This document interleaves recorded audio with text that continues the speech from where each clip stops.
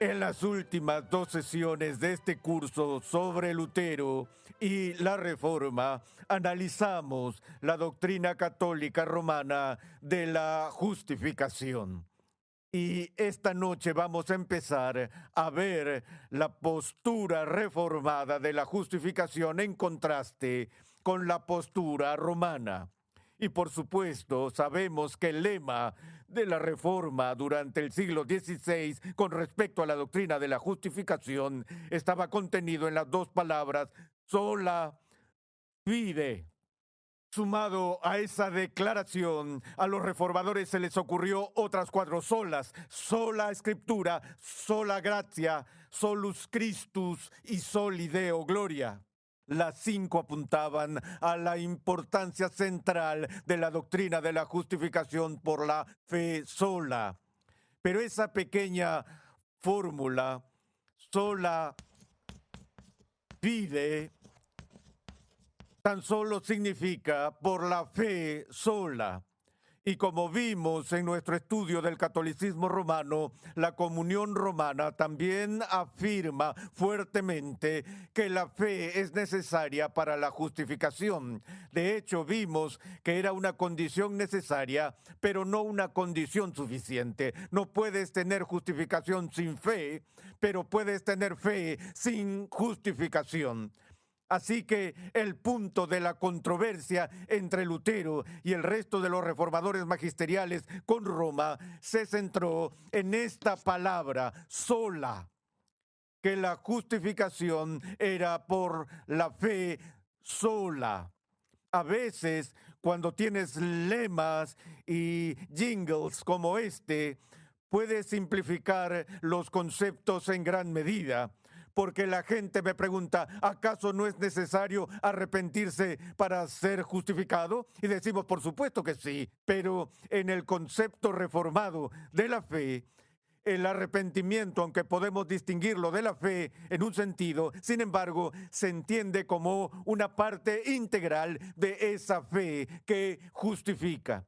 Y el término sola fide es solo una abreviatura de la idea de que la justificación es por Cristo solo, que ponemos nuestra fe en lo que Jesús ha hecho por nosotros, y al poner nuestra fe en Él, encontramos nuestra justificación. Así que podemos establecer las diferentes fórmulas del siglo XVI. La postura católica romana sería algo como esto, que fe más obras es igual a justificación. El antinomianismo, que abunda incluso en el evangelicalismo estadounidense, cree que la fe es igual a la justificación menos las obras. Mientras que la postura reformada del asunto, que creo que es la postura bíblica, por supuesto, es que la fe es igual a la justificación más las obras. Ahora, noten que las obras están en ese lado de la ecuación, no en este lado de la ecuación, porque cualquier obra que hagamos como cristianos no agrega absolutamente nada al fundamento de nuestra justificación. Dios no nos declara justos por las obras que hacemos. Es por la fe y por la fe sola que recibimos el don de la justificación. Solo una lectura rápida de Romanos capítulo 3, versículo 19. Ahora bien sabemos que cuanto dice la ley, lo dice a los que están bajo la ley, para que toda boca se calle y todo el mundo sea hecho responsable ante Dios. Porque, aquí viene la conclusión de Pablo, por las obras de la ley, ningún ser humano será justificado delante de él, pues por medio de la ley viene el conocimiento del pecado. Ahora, cuando el apóstol explica con más profundidad la doctrina de la justificación, la pone en contraste con la justificación a través de las obras de la ley, donde dice: Pero ahora, aparte de la ley, la justicia de Dios ha sido manifestada, confirmada por la ley y los profetas. Esta justicia de Dios por medio de la fe en Jesucristo es para todos los que creen, porque no hay distinción, por cuanto todos pecaron y no alcanzan la gloria de Dios.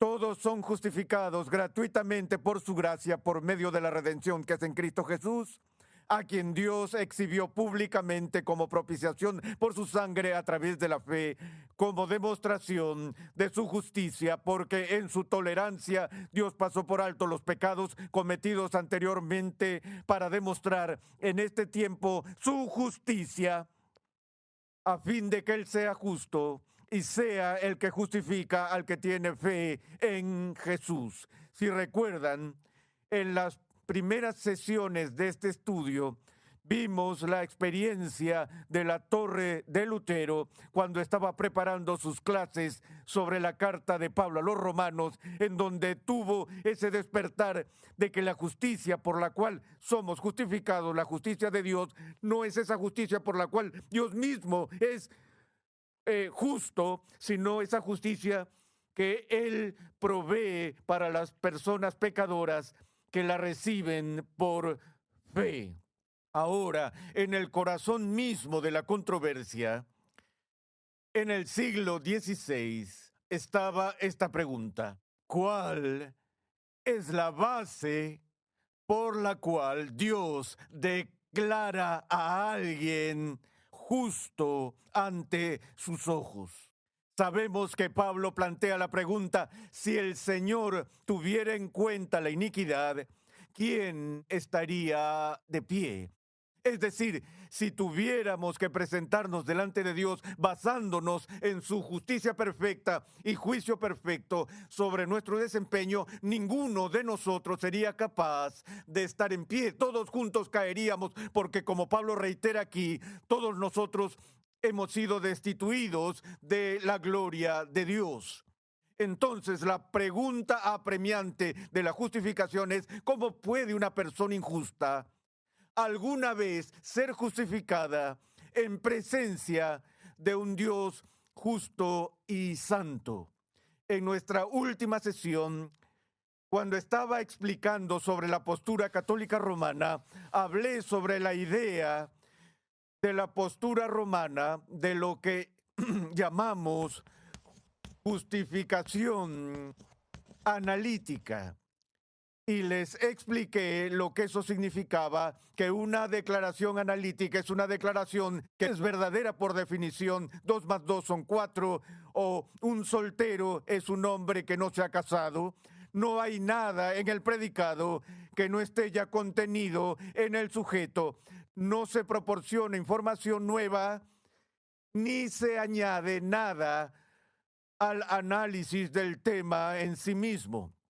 Y en la postura romana de la justificación, Dios solo declarará a una persona justa cuando, bajo su análisis perfecto, Él encuentra que son justas, que la justicia es inherente a ellos. Recuerden, no pueden tener esa justicia sin fe, no pueden tenerla sin gracia, no pueden tenerla sin la ayuda de Cristo, pero aún así, dados todos esos ingredientes en el análisis final, la verdadera justicia debe estar presente en el alma de una persona antes de que Dios los declare alguna vez justos. En contraste con la postura analítica de la justificación, que es la postura romana, está la postura reformada de que la justificación es sintética.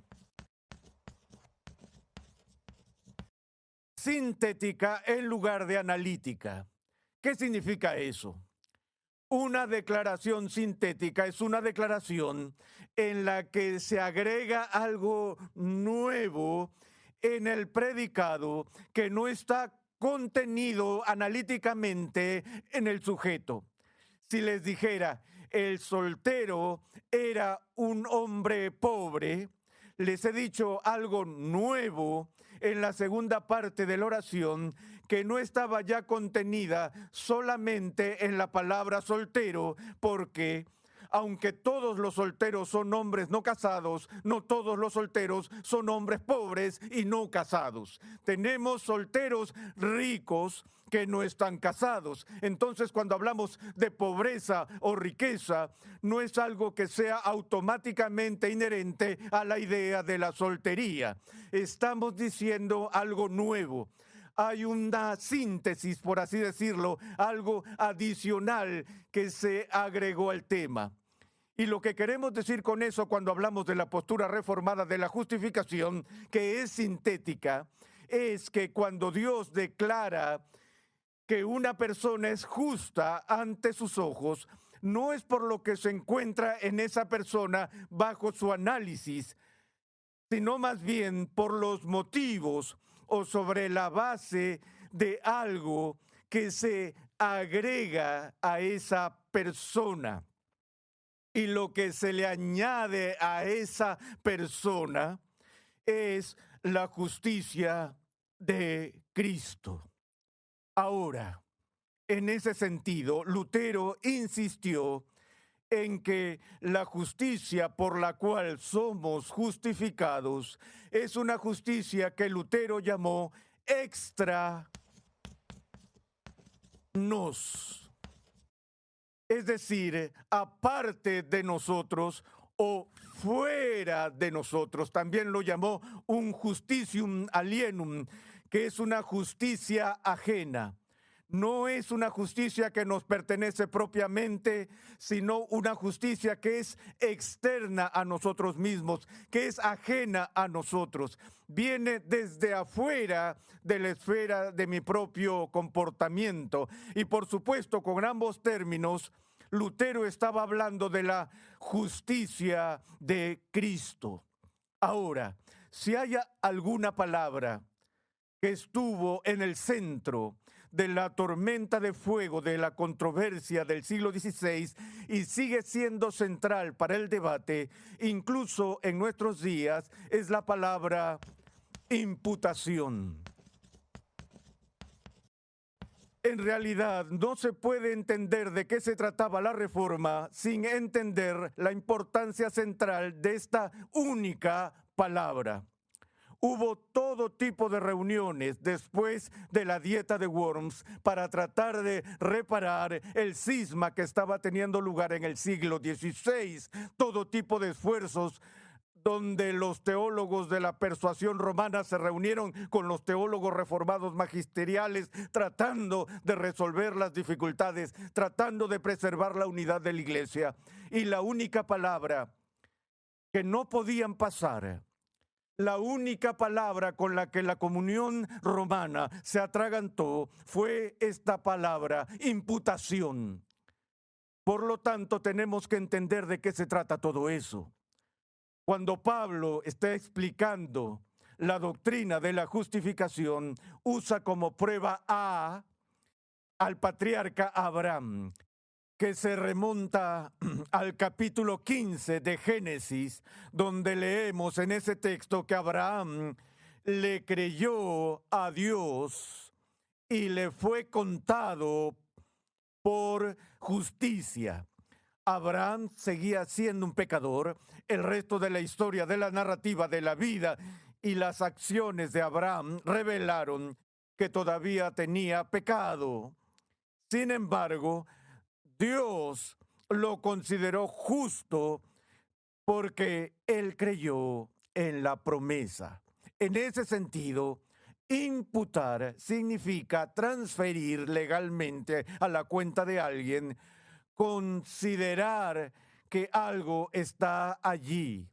Y entonces Pablo dice que Dios se refirió a Abraham como justo o lo consideraba justo, a pesar de que en sí mismo Abraham aún no era justo.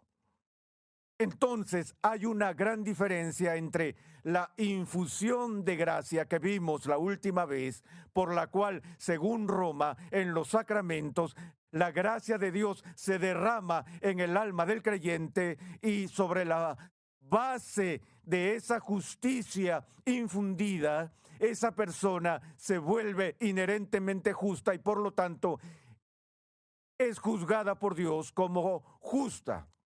Pero lo que Lutero estaba diciendo, junto al resto de los reformadores, es no. El fundamento de nuestra justificación es cuando Dios imputa la justicia de otra persona a nuestra cuenta. Y por supuesto, lo que se carga a nuestra cuenta, contado a nuestra cuenta, es la justicia de Cristo. Ahora, tal vez la fórmula que Lutero usó, que es más famosa y más reveladora en este punto, es su fórmula simul justus et peccator. Si alguna fórmula resume y captura la esencia de la postura reformada, es esta pequeña fórmula. Simul es la palabra de la que obtenemos en el español simultáneamente, o también significa al mismo tiempo. Justus es la palabra latina para justo o justicia. Y todos saben qué significa es el extraterrestre de la película. Teléfono, mi casa, no. Saben que eso no es lo que significa. ¿Recuerdan en la escena de la muerte de César, después de ser apuñalado por Bruto? Él dice, et tu, Brute. Entonces cae César. Y tú también, Bruto, simplemente significa, y peccator significa pecador. Así que con esta fórmula, Lutero estaba diciendo que en nuestra justificación somos al mismo tiempo rectos o justos y pecadores. Ahora, si él dijera que somos al mismo tiempo y en la misma relación justos y pecadores, eso sería una contradicción en los términos. Pero eso no es lo que estaba diciendo. Él estaba diciendo, desde una perspectiva, en un sentido, somos justos. En otro sentido, desde una perspectiva diferente, somos pecadores. ¿Y cómo lo define? Es simple. En y por nosotros mismos, bajo el análisis del escrutinio de Dios, todavía tenemos pecado, seguimos siendo pecadores, pero por imputación y por fe en Jesucristo, cuya justicia ahora se transfiere a nuestra cuenta, entonces somos considerados justos o rectos. Este es el corazón mismo del Evangelio. ¿Seré juzgado para entrar en el cielo por mi justicia o por la justicia de Cristo? Si tuviera que confiar en mi justicia para entrar al cielo, estaría total y completamente sin esperanza de cualquier posibilidad de ser redimido alguna vez. Pero cuando vemos que la justicia que es nuestra por fe es la justicia perfecta de Cristo, entonces vemos cuán gloriosas son las buenas nuevas del Evangelio. La buena noticia es solo esto: puedo ser reconciliado con Dios, puedo ser justificado por Dios, no sobre la base de lo que hice, sino sobre la base de lo que ha sido logrado a mi favor por Cristo. Ahora, es algo extraño para mí que Roma reaccionara de forma tan negativa a la idea de la imputación. Porque en su propia doctrina de la expiación, ellos sí creen que nuestros pecados son imputados a Jesús en la cruz. De lo contrario, no hay valor en la muerte expiatoria de Jesús para nosotros. Así que la idea, el principio de expiación está allí. No solo está allí, sino que cuando se habla de obtener las indulgencias a través de la transferencia del mérito, del tesoro de méritos, ¿de qué otra manera se reciben esos méritos excepto por imputación? Pero en el corazón del Evangelio hay una doble imputación. Mi pecado es imputado a Jesús. Su justicia me es imputada a mí. Y en esa doble transacción vemos que Dios, quien no negocia el pecado, quien no compromete su propia integridad con nuestra salvación, sino que castiga el pecado completa y realmente, después de que ha sido imputado a Jesús, conserva su propia justicia y por lo tanto Él es justo y el justificador, como el apóstol nos dice aquí. Así que mi pecado va a Jesús, su justicia viene a mí, a los ojos de Dios, lo cual es algo increíble. Y como dije, vale la pena morir por esto. Por esto vale la pena dividir la iglesia. Este es el artículo sobre el cual la iglesia se sostiene o cae. Porque es el artículo sobre el cual yo me sostengo o caigo. Y es el artículo sobre el cual tú te sostienes o caes. Bueno, continuaremos con este estudio en nuestra próxima sesión y también veremos brevemente, al menos, la respuesta católica romana a la postura reformada de la justificación. Pero esperaremos hasta nuestra próxima sesión.